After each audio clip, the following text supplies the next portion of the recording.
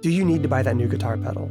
If you're watching this video on the day that it comes out, today is Black Friday 2024, but I hope that this video can serve as an evergreen conversation about why we buy new gear and why more often than not, you probably don't need to. But as we have this conversation about the gear acquisition syndrome that kind of plagues all of us, I want to be clear about something, and this is not going to mark a trajectory change for this channel.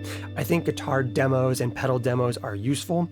I want to continue to make videos that highlight and showcase new gear, not to try to sell you gear, but to kind of try to showcase gear effectively enough that by the end of a video, you will know whether or not it is right for you. But in this video, I want to do two things. I want to talk about the three main reasons I think we buy new gear, and then I want to listen to some old gear to showcase that you probably don't need the new stuff you think you do. So reason number one, and I think this is the most fair of the reasons in this video, is to achieve a specific sound. In a bygone era of guitar gear, when circuits were a lot more rudimentary and simple, you could usually achieve the sound you were trying to find with some elbow grease, with some fancy studio trickery or unconventional recording techniques.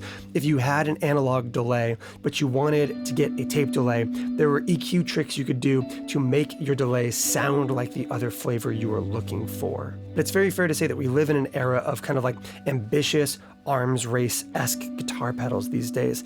Things like the hologram microcosm do things that only it can really do. And if you're trying to achieve a specific sound from something like that, often the only real way to get that sound is to buy that sound. And so I'm very sympathetic to that, and that works on me too.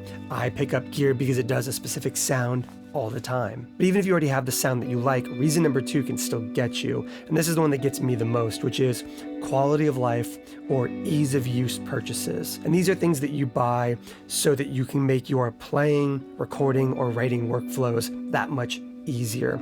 This can be anything from upgrading a piece of gear because the new version comes out and it has a new feature that you want or need. A good example of that would be upgrading to the Strymon El Capistan version 2 because it has MIDI. But it can also be things like the fact that I have two Benson Germanium boosts because I don't want to have to switch it back and forth between my guitar board and my bass board. I'm never playing both rigs at the same time, so there's no reason I couldn't switch it back and forth, but it's easier in my life if I'm using that piece of gear in two places all the time to have two. It makes sense to me.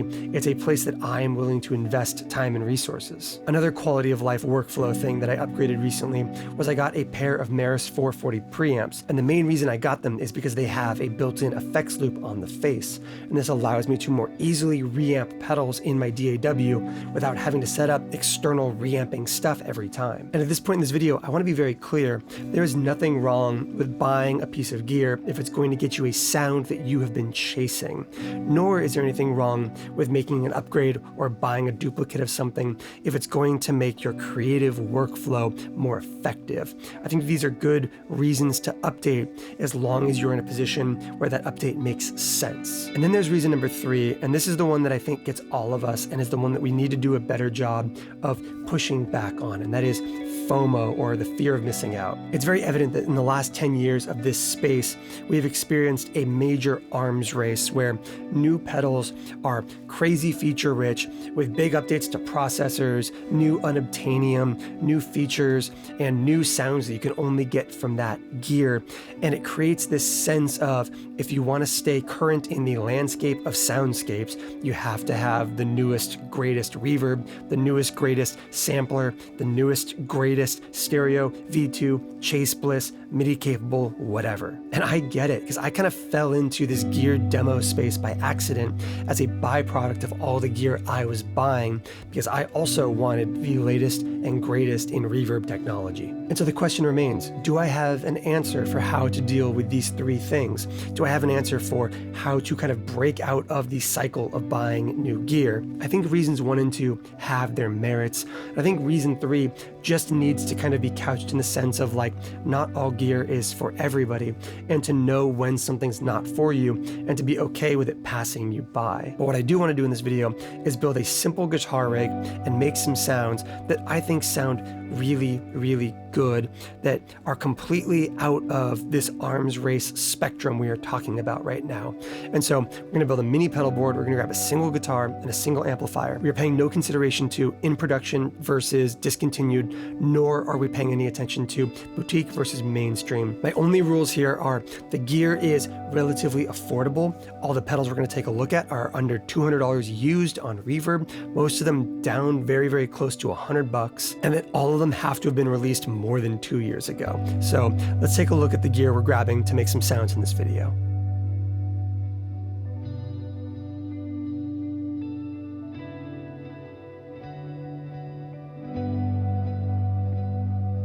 First up is a Boss RV3, really taking it all the way back. This is an old pedal by basically all metrics at this point. This is a digital delay and reverb.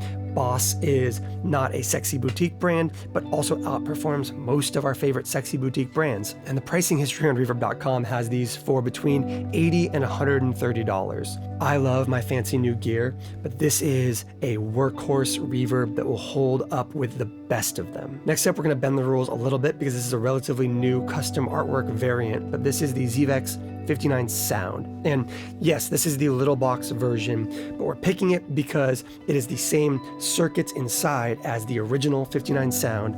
This has a boost and an overdrive built into it, and you can buy them for as little as $100 on Reverb, and it is a really great boutique drive and boost pedal. The Walrus Audio Julia is our modulation for this video. It's a chorus vibrato that very much was a part of that zeitgeisty fear of missing out process a couple of years back when it first came out. You don't see them as often anymore because the Juliana stereo version is out and because the churn of pedal releases, but there's no getting around the fact that the Julia is a damn good chorus vibrato and is worth listening to and can once again be bought for about $100 on Reverb. And finally, we are legitimately breaking the rules because this is the V2 Strymon El Capistan, but it's only because I loaned out my V1 and I don't know where it is right now.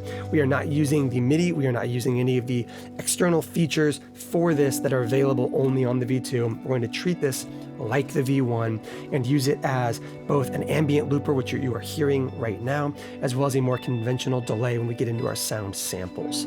This is a simple pedal board. There is no frills. Everything here can be bought for well under $150. You've probably owned almost all of these at some point in your career if you've been playing long enough. And just for good measure, in this video, the one guitar we are using is my J Mascis Jazzmaster. I do have upgraded pickups in this. I'm not going to swap out the stock ones for the purposes of this video, but I paid I think $320 for this guitar 8 or 9 years ago now, and it is still a go-to piece in my collection. I have guitars that are worth $4,000 to $5,000 a pop right now, and I will still reach for this all the time because a good guitar is a good guitar is a good guitar. Ugh. I think this framing angle was a better choice before I realized I have to pick an amp up. To round things out, we are going to use my Morgan PR12. Normally this would be the part where I would advocate for like a Blues Junior or a Tiny Terror, but I no longer own either of those amps. I have had this amp the longest out of my kind of current crop of tube amps in my studio. The PR12 has been around for a long time. They are super affordable on the gear page and Reverb and everywhere else. I think I paid under $900 for mine about a year and a half ago. It's a really good amplifier, but the broader point is that it's a good platform amp, it's versatile, it sounds good, and you really just need an amp. So that's the rig. Let's wire it up and let's just play a little bit of guitar and enjoy the gear we already have. And as a fun little addendum to this, I've been on something of a microphone kick recently, trying and buying new mics from Mic Locker here in the studio. This is a Rode NT1A that I think I probably bought 10 years ago at this point, and to this day it's probably still legitimately the best microphone I own for almost everything. So enjoy the gear you have. New gear is always fun, but the gear you have probably rocks. Let's give it a listen.